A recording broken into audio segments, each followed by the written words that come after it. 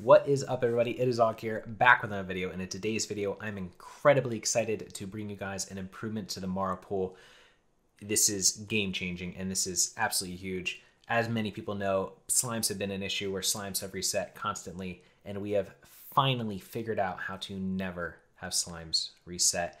Before we get started with kind of the run-through of what happens, what causes it, I want to show you guys a couple things. First, though, I want to say thank you to the person who taught me this trick. So shout out to Next. He is a Russian YouTuber, and he's been trying to work on it for a very long time. Finally figured out the exact trick to make it work. And guys, it is insane. Definitely check out Next channel. As I said, he's a Russian YouTuber, so might help to be Russian just so you can kind of follow along as well. But definitely check out his content. Now, here's what I want to show you guys. So we did 5 runs, and I just did some free runs for people just to get them some XP, just to test out the new strategy. The very first run, we got 190. We messed up a little bit, and we were, trying to figure out everything. The second run, though, 206. The third run, 203. Fourth run, 205. And then the last one, I decided to do a 340 pool, which is another video that I'm going to have coming out very soon, so definitely stay tuned to that. And we got 335 mobs.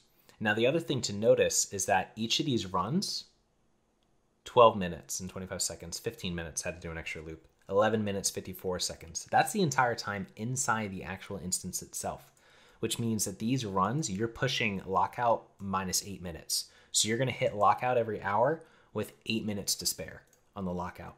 So this is honestly some of the biggest Mara news that we've had in a really long time. And this strategy allows us to we got 27 noxious slimes every single time. And so I'm going to walk you guys through the exact pool, how to do it, and what causes the exact things that go on. So we're going to start off with that. And then at the end of the video, I'll include all the normal like talent stuffs and all that jazz. But we're going to focus on what causes this trick so that you guys can go and implement these strategies for yourself and start getting these 200 plus pools, or 330 plus if you want to go for the large pool. All right, so we're going to get started off here, and we're actually going to do a full run through, guys, because there's a lot of things that we do in this run that I really want to focus on to kind of show you guys the new strat that we can use to make sure that we're getting as many mobs as possible. And also, there's going to be some people who watch this for the first time, and this is their first time, watching a Mara run. And so I want to be able to give them a full run so that they can watch it and follow along the exact path. And then hopefully, if they follow along the exact path, everybody should be getting about 200 mobs, or with the larger pool, about 335 plus mobs every single time. So I'm not going to dive in too much about the individual little boar pools and things like that, because there are a lot of videos. But what I will do is I will focus on some trouble points that a lot of people have when they're going through and trying this themselves, and what I've learned from some of the coachings that I've done. So if you guys haven't watched the coaching videos, definitely check them out if you're having any difficulties, because they really help kind of pinpoint some common issues that people have. But to get this run started off, there's actually a simple trick to fix the slimes. And so back in the day, we had a theory that, the sludges have some kind of impact, because we had some people look at the sludges, and the sludges were causing negative effects to the mobs themselves, and they were causing some of the mobs to reset. So some people went in and they actually killed the sludges before they started the runs. And they noticed that they were actually getting full mobs at that point, right? They weren't having any mobs reset.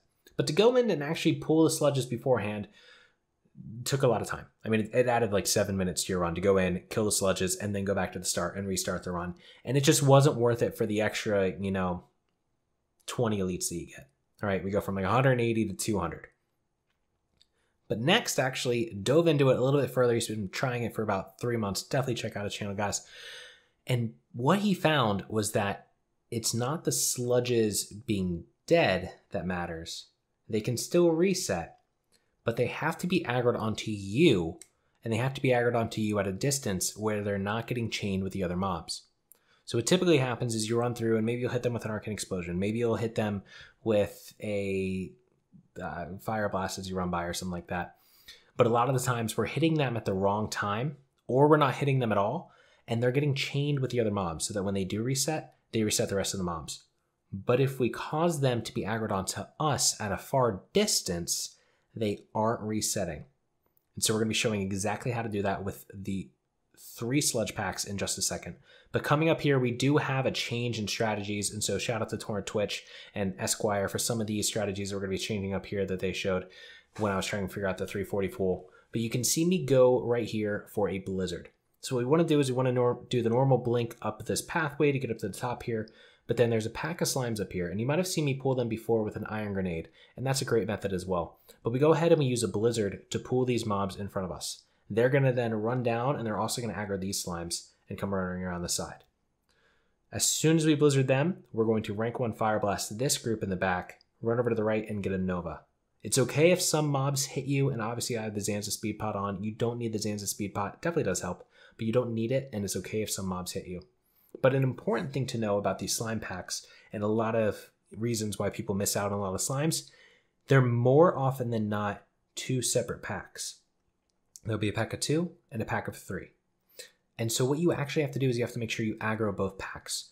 So although we aggroed with a face pull, these 2 slimes, you can see them coming from this group, the other 3 slimes are not aggroed yet. And so what we need to make sure that we do is we need to run over and Nova them. When we jump Nova right there to Nova that lurker and the slimes, then they are aggroed. Now here, I use an iron grenade to stun these guys because I don't want to take any excess damage. A lot of people aren't going to be engineers, obviously, and so if you don't have iron grenades, that's perfectly fine. You just eat a little bit of damage and just use Cone of Cold and then Arcane Explosion as you get by these mobs to make sure that you aggro these back too. Again, we aggroed these 3 slimes with the other pack, but then these 2 mobs weren't aggroed, so we used Arcane Explosion. We then blink up the ramp to avoid the rest of the mobs hitting us on the side, and then this is the first huge imperative thing that you guys need to start doing in your runs, and that is rank 1 Fire Blast this Creeping Sludge the second that you are in range. This is going to have him aggro onto you, start running towards you. Even though this far Creeping Sludge on the right doesn't aggro, the mobs don't run towards that right one, and so we don't need to worry about that. But this is literally game-changing kind of fix because it causes all the mobs to stay with you. But there's still 2 more packs of sludges that we have to worry about. Counterspell this middle one as soon as you can. Now you see that there's 3 slimes here. If you counterspell the first slime, the third slime does not aggro. So to counterspell the middle slime, making sure that all 3 of these mobs aggro, and you need to do that at max range. The second that you can do that, do it. Come around the side here, just like normal. We have the mobs trailing behind us. We can Arcane Explosion to grab this lurker, and then immediately Fire Blast the Creeping Sludge. You can Nova him right after, but you don't want to run the chance that you get so close to Nova that the mobs behind you are the ones that aggro that mob. So that's why you want to use a Fire Blast. Arcane Explosion this guy, you can wand those 2 satyrs, or you can actually just get them in a second here, as I'll show you. But you can pull them, and then you jump down and go for the Evocate. So far, most of the things have been the same, but we need to make sure that we aggro the extra slimes on top with a rank 1 Blizzard, and we need to make sure that we aggro all the slimes at maximum distance. But here's going to be another big change, and this is actually going to shave about 2 minutes off of our run. And so what we're going to do here is we're going to wand this treant right here, we're going to wand this treant right here, bring them back to the other 2 treants, and we're going to jump Nova them, aggroing all these treants, and then we're going to slow down these guys so that we can juke them out.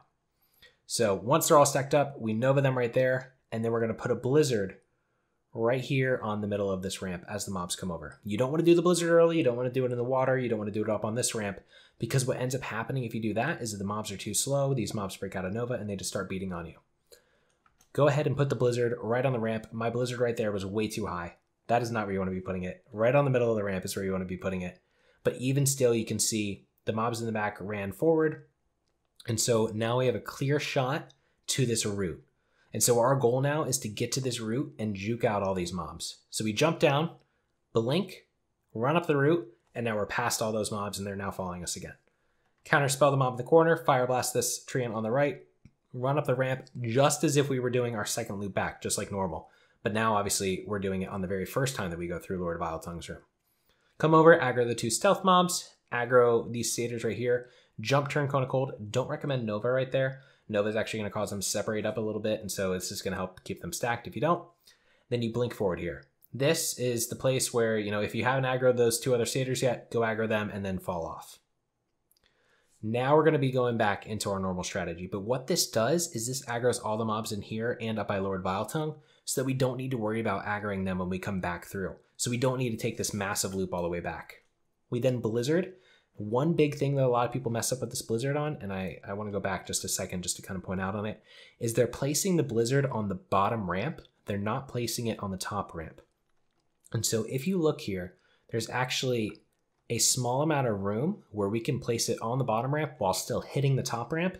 This causes the mobs to get hit while they're going down and when they're coming back down the second ramp as well. So that instead of just going through this one blizzard. Now, for those of you who do not know, all mobs have a 99% chance to be hit by blizzard and be slowed. But there's still that 1% chance that they're not going to be slowed by the blizzard.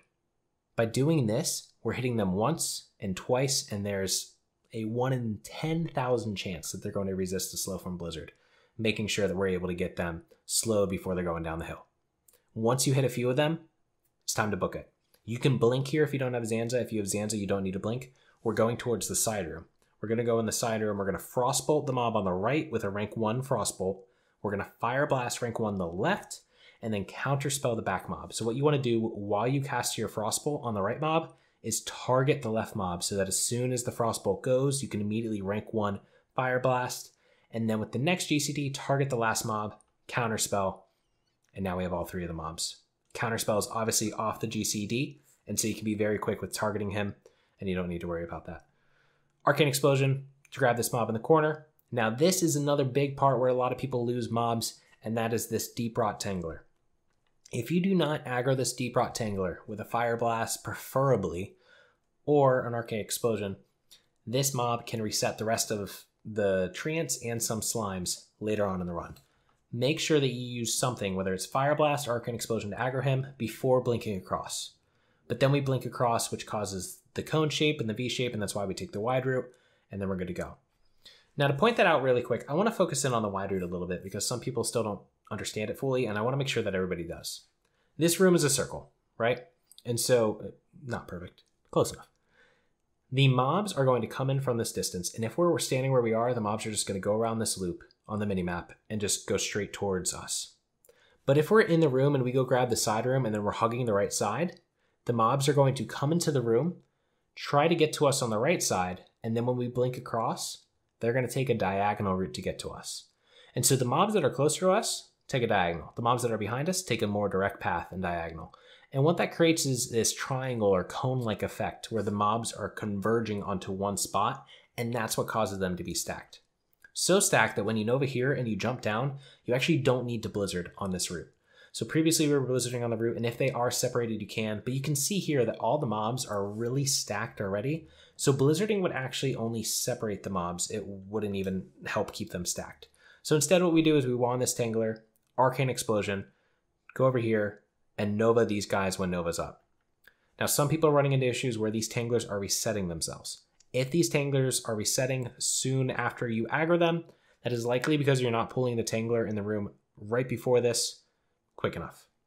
You're not pulling them in with an Arcane Explosion or a Fire Blast, preferably.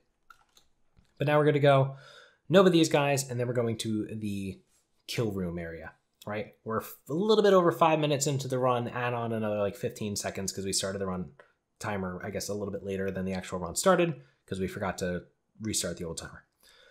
We come up here, we go to the center of the ramp, and now we're actually going to focus on trying to get these mobs stacked even more. So what we're going to do is we're going to do one tick of rank 1 Blizzard on the left group, and then put your Blizzard right where you normally would for the kill phase with a rank 1 Blizzard to get one tick on all these guys, and then we go. What that does is when you blink over this middle pathway, if you are not blinking over this, you'll get uppercut from the bottom. And so that's why we blink over this. But additionally, if you blink over this, there's still some mobs that have enough leeway. So if all these packs of mobs right here that are pretty stacked are going through this while we're going over it, there's a decent chance we could still get hit a little bit if we don't time our blink perfectly. So by doing this rank 1 Blizzard, you actually slow these mobs and they can blink across without any risk of taking any damage. As you blink, hit this guy with a Fire Blast or a Counterspell, preferably Counterspell. Come over to this group over here, Nova them, and then we run up to this little side part right here, and we wait until the mobs get close to us. By waiting for the mobs to get close to us, some of the other mobs run up into this little pathway themselves, so that the mobs that are way too far in the front are then kind of caught up to the mobs that were behind them. Now you have two options when you're blinking to get to this AoE spot for this Blizzard. You can blink to get there, or my preferred option is you run and then you stop moving and then you blink. And what that does is it actually puts you right on the edge. Now make sure you stop moving, because if you're continuing to move while you blink, you're just going to go right over the edge. So make sure you stop moving, blink, and it puts you directly on the edge. Once we get the Blizzard going, we fall off here, And now we're going to focus on just keeping up the slimes. And so you wait about 10 seconds or until the mobs are crossing over the bridge on the left, and you run through the bridge. You don't bridge, and you don't blink. You reapply your shields, and you apply them every 10-second intervals. So we're trying to do things that kind of keep us in combat. So putting shields on ourselves, bandaging ourselves, aggroing other mobs, things like that are helping to keep us in combat and interactions with these mobs. So put on mana shield, and then maybe 10 seconds later, put on ice barrier or vice versa, just so that you're applying the shields kind of at a slower rate so that you're constantly keeping aggro these mobs. If you have to bandage, that's the time to bandage before you blizzard. If not, go blizzard those mobs. Hit the mobs on the right, continue to run around the side, and now you want to make sure that you aggro this back group with an Arcane Explosion or Fire Blast. Do not aggro them with a Cone of Cold or Nova. If you do, they're going to be too separated from the rest of the mobs when you loop back around, and they're not going to be aggregated for the boss kill.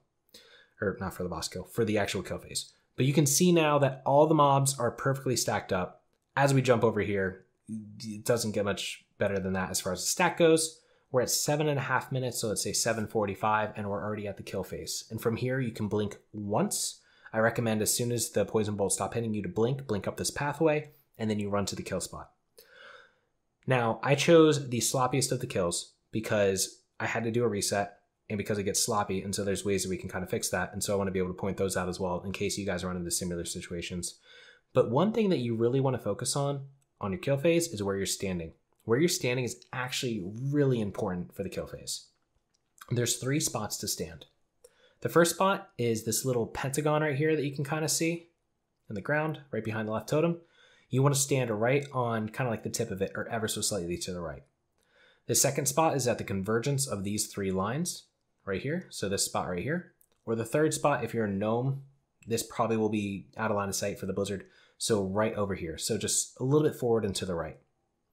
Now, the reason for these spots is that the mobs themselves have 3 different paths that they can take.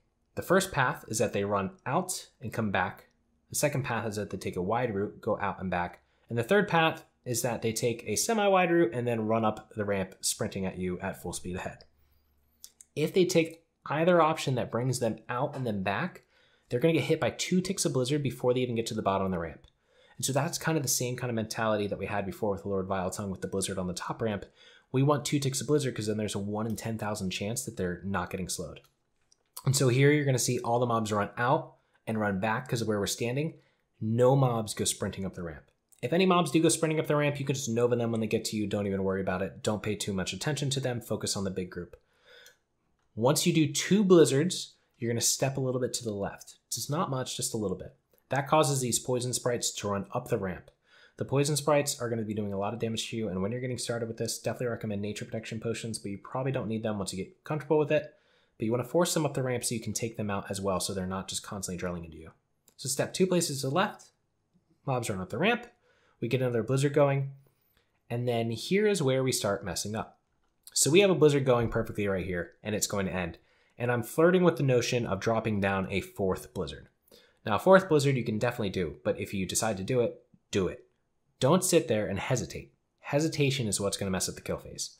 I hesitate for about 1.5 seconds, and then I go down to the pillar, and by the time that I drop this next blizzard, some of the mobs are going to lose their blizzard slow and actually run straight for me, and it's going to create a massive arc-like effect of these mobs that we're going to touch on how to fix, and we're going to have to fix them.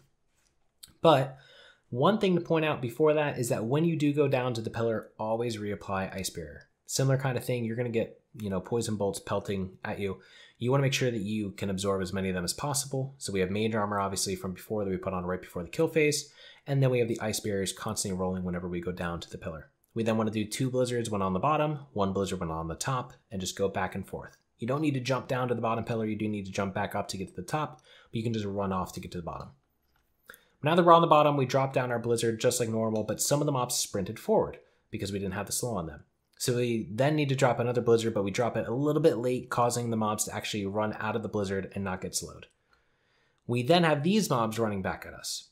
And so this kind of brings up probably the most important part of the kill phase, and something that a lot of people, once this clicks for them, makes all the difference. When you're in your first blizzard towards a direction, the front mob is the most important because he's the mob that's coming towards you. But when you're about to change directions, the very back mobs are the most important mobs. And so here you can see that these mobs are going to loop back around and they're going to come towards us. And because we didn't get a blizzard on them, because we didn't get a blizzard tick, they are running at us full steam ahead. while these mobs are nearly by our jump down point. So if we need to jump down, these mobs are going to be on top of us. It's just bad at this spot. So what you want to do is before you transition back to the other side, you always want to make sure that the back mob is hit by a tick of blizzard, even if you have to recast a rank 1 blizzard just on the back mob for 1 tick to get him slowed. The best way to do it is that as soon as the front mob leaves the blizzard effect, so when he's no longer taking ticks of your blizzard, you target the back mob and make sure that he has a tick on him or is about to get a tick on him. Get that tick and then change directions. Even if that back mob comes out of blizzard, he's going to run forward a little bit, but then he's going to get slowed. But the front mob, which was the back mob before, is slowed, and that's the priority. But here you can see that they're drastically separated. I make another error here where I go for a cone of cold. Don't go for a cone of cold there, just jump back down. I put down a rank 1 blizzard on the bottom, which is good. And if I put down a rank 1 blizzard for 1 tick on the back, I could jump back up, which would work if it was just these mobs. But because I cone of cold the front mobs, now the rest of the mobs are scattered. So if I hadn't cone of colded these guys, we would have been in a great spot there. It would have been recovered. We would have been good to go. But because we did that, we fall down here, and now we're in a decent spot where we could potentially salvage it again, but we fall off. This, yeah, I don't know what happens here, but the game just messed up and it put us to the left instead of going forward. Regardless, we fell down. Now this is perfectly fine. If you ever get into a risky situation, you can reset the run, guys. You don't need to worry. You don't need to die. Like, you don't need to be like, ah, crap, I lost. Just reset the run. And just right as we were leaving the kill phase room the first time, do the exact same thing. Run through. Obviously, there's no mobs right here, but run through, drag these mobs, run out so that the mobs actually follow us. And then when we blink across, they actually, do that little V formation and kind of converge a little bit, and just loop back down once we get to this platform. Now, the one thing to note is that the mobs are going to be running at different speeds. Mobs in the front obviously have higher health.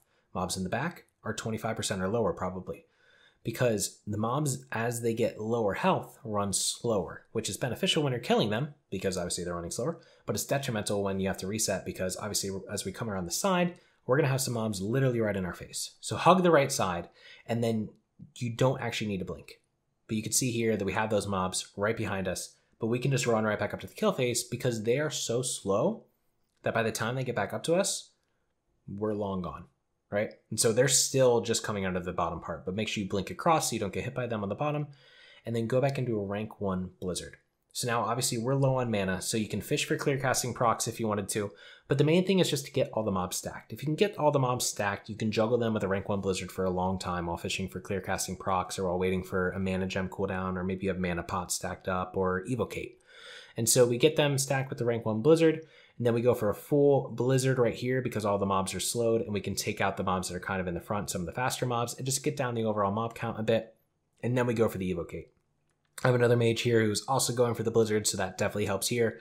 But you would just need to stop your evocate a little bit earlier, jump down, change directions, and then you get the kill. So this is a sloppy attempt, and that's how you do it. But you can see the total mob count ended up being 203 mobs. Even with the reset and everything, it only took about 12 minutes to do the entire run, which is incredibly fast. So you're looking at about 10-minute runs every single time that we go through here, and then you have to run back and go to the reset. It's about 12 to 13 minutes for the entire thing, which means we have 8 minutes basically of the reset every single hour where we're locked. And so you have 8 minutes of break every 4 runs. It's amazing.